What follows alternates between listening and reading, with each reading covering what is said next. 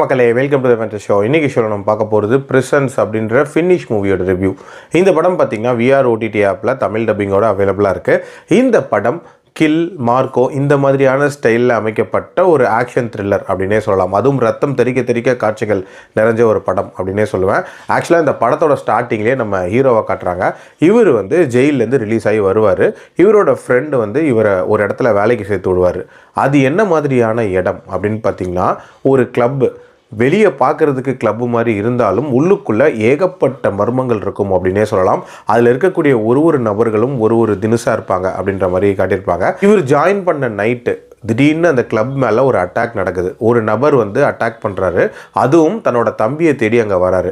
எதுக்காக அவர் அங்கே அந்த அட்டாக்கை நிகழ்த்துறாரு, அவர் தம்பிக்கு என்ன ஆச்சு, அண்ட் அந்த கிளப்பில் என்ன மாதிரியான விஷயங்களை பண்ணுறாங்க, அண்ட் டுவர்ட்ஸ் தி எண்ட் யார் அந்த கிளப்லேருந்து உயிரோட வெளியே வரா அப்படின்ற மாதிரி நிறைய விஷயங்களை சொல்லக்கூடிய ஒரு படம் தான் இந்த படம்.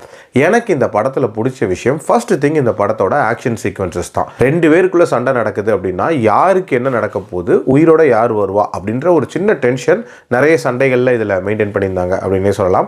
அதே மாதிரி ரத்தம் தெறிக்க தெறிக்க காட்சிகள் இப்போதைக்கு இந்த மாதிரியான படங்களுக்கு வரவேற்பு நிறைய இருக்குது.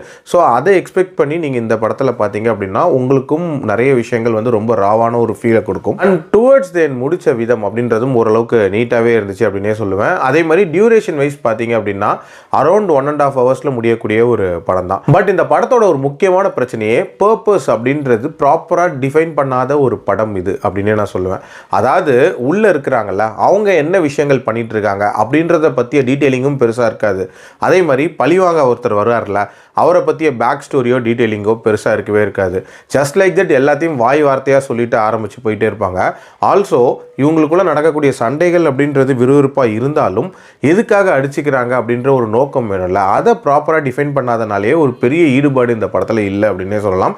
பட் இந்த ரானஸ்க்காக நீங்கள் பார்க்கணும் அப்படின்னு நினச்சிங்கன்னா கண்டிப்பாக ட்ரை பண்ணி பார்க்கலாம். பட் என்னை பொறுத்த வரைக்கும் ஒரு ஆவரேஜான மூவி அப்படின்னு தான் நான் சொல்லுவேன். என்னோட ரேட்டிங் இந்த படத்துக்கு 2.5 out of 5. அடல்ட் கண்டென்ட்டை பொறுத்த வரைக்கும் ஸ்ட்ரிக்ட்லி ஃபார் அடல்ட்ஸ். ஏன்னா ரத்தம் தெறிக்க தெறிக்க காட்சிகள் இருக்குது. அதுக்கேற்ற மாதிரி பிளான் பண்ணிக்கோங்க. மீண்டும் அடுத்த விமர்சனத்தில் சந்திக்கிறேன். நன்றி, வணக்கம்.